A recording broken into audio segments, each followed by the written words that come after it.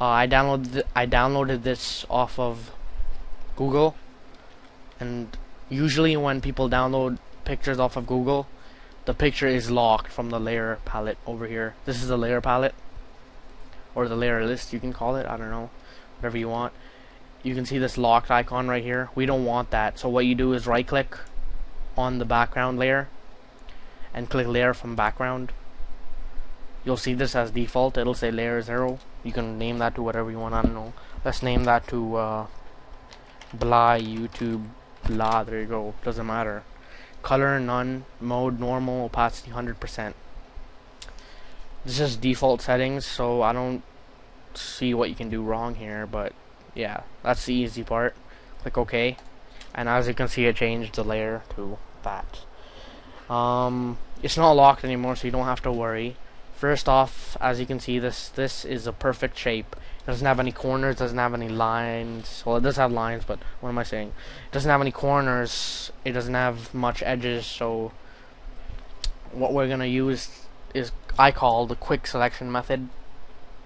You go to the icon right over here. 4 down. It's the 4th button down from the Photoshop icon. You can press W, or you can go to the icon itself. It's the 4th button down, as I said before. And you basically want to click, I don't know, left or top right corner, top left or top right corner around the apple. You want to go around the subject. In this case, it's my apple, so I'm going around it. And as you can see, you see these line things. I call them walking ants because they simply look like ants walking around. Which basically means the background is selected and not the apple. So whatever we do to our picture, it won't affect the apple. It'll only affect the background. You want to go to your eraser tool right here.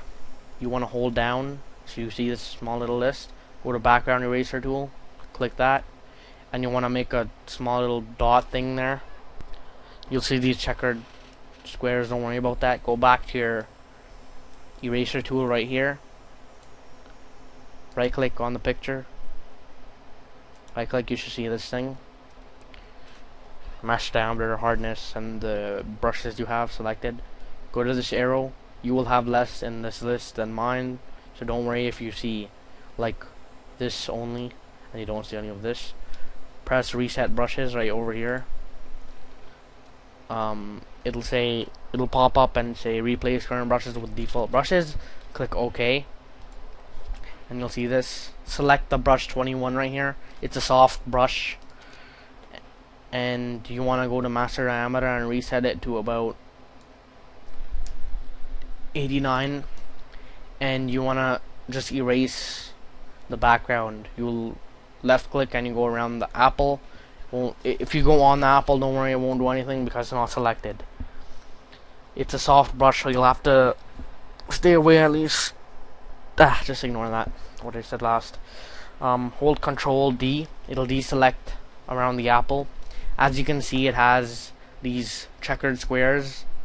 That basically means the picture is now transparent, which basically means if you move this apple around, the only thing you'll see on another picture when you move this to the picture is the apple itself. It won't bring the checkered along with it. It won't bring those black and white stripes that we had at first. As you can see, the edges are a bit not smooth. It looks like it's been cut and pasted. You want to go to the eraser tool, resize just a tiny bit. I don't know. That's good. Go around the apple. Don't want to go too much into this. It does take a bit of time, but I mean, would you rather have something look like it's been copied and pasted, or something that looks nice and smooth? I'm not gonna take my time with this because I think we're running out of time, and there's one more method I have to show you. Just go around, around, and around, and around, and around.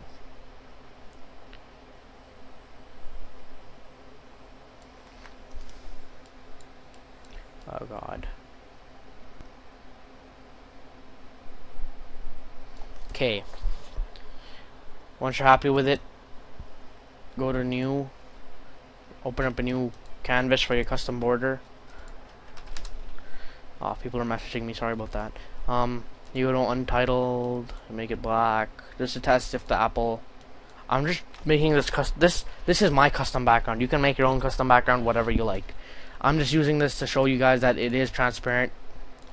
So let's just drag that. Just drag it onto the new picture.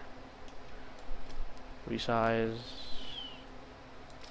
As you can see, it is transparent. There's no other borders or whatever around it, right? I mean, that's what you want.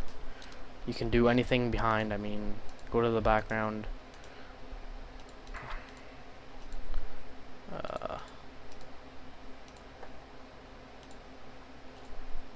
This is a brush, by the way, that I'm gonna show you.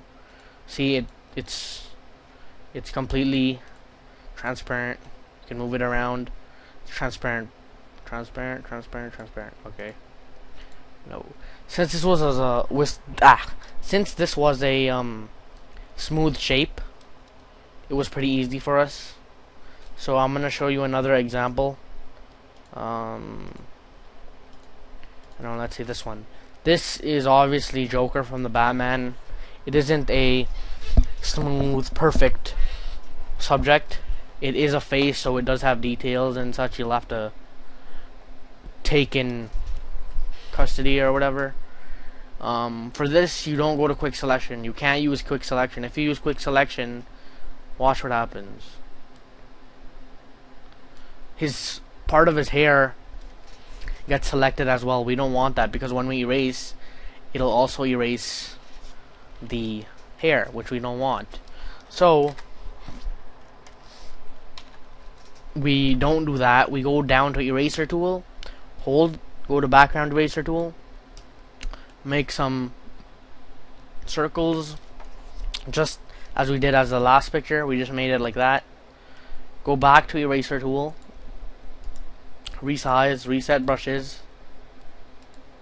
okay, soft brush, and just go around the figure. Don't get too close, otherwise the subject will get erased.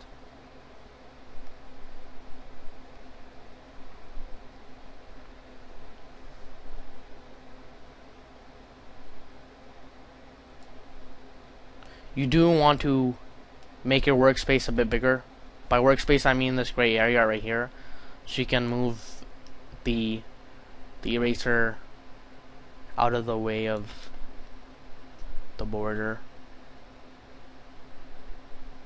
See, if I go too close, part of his face, even though my brush isn't on it, is gonna get transparent, which we really don't want. You take your time. You can zoom in, which is what I end up doing. It roughly takes around 20-25 minutes on rendering a very detailed picture. I mean, this one would probably take you like 5 or 10 minutes easily. Right now, since I'm doing a tutorial, I'm not gonna do it in detail.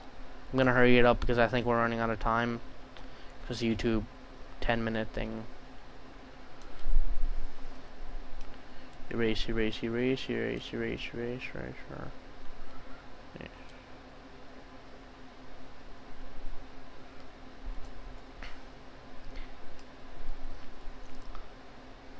And if you do see that sometimes something you didn't want erased has been erased, what I usually do is go to history brush, which is like